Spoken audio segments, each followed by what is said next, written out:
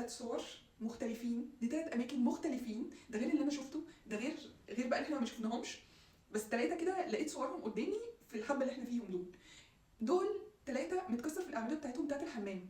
واحد ماشي الماسوره من ورا الحديد، وواحد ماشيها من قدام الحديد، واحد مقفل عليها وقال لك ده خلاص هو كده خلص ودي حاجه بسيطه. ففي مهازل تمام. حد طلب مني على اليوتيوب ان انا احط الطريقه الصح ايه. دي الطريقه الصح اللي المفروض ان هو يشتغل بيها. وهوريكم طريقه تانية، هحط لكم صوره هقول لكم ليه اصلا هم بيستسهلوا الموضوع التاني ده. عشان في حد قال لك شفت حد كاتب يعني الطريقه دي اسهل بس هم بيعملوا الصعب. لا، هي الطريقه دي اصعب لهم بس هم او عاملين زي اللي حافظ مش فاهم. فالطريقه دي اصعب ليه؟ لان هو عنده لحامات. لو انتوا واخدين بالكم هتلاقوا ان في لحامات كتير هينزل بيها للارض، ومن الارض هياخد بيها جزء يطلع لبره من العمود، وبعد كده يمشي بيها من الجنب. في لحام هنا ولحام فوق ولحام في الجنب، وبعدين يطلع بيها تاني فياخد لحام من تحت ولحام من فوق. فعنده لحامات، مجموعه لحامات كتير.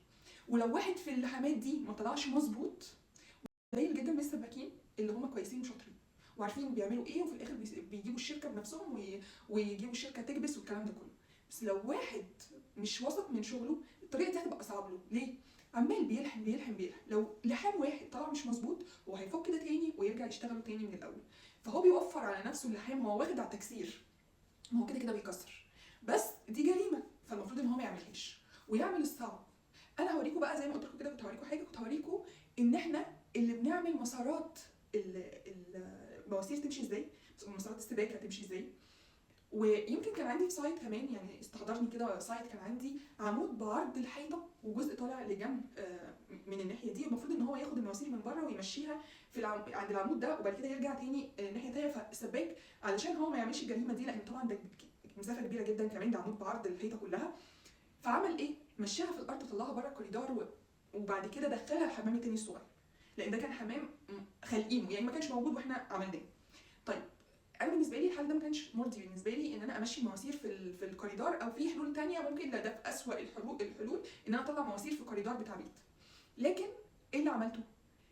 بنيت له الحيطه دي وبنيت له جزء من الجنب وخليتها مباني، ودخلتها في الديزاين وعملت فيها جروف للشامبو والكونديشنر والكلام ده. ده دور المهندس، ان هو يلاقي فيه مشكله فيحلها ويدخلها في التصميم.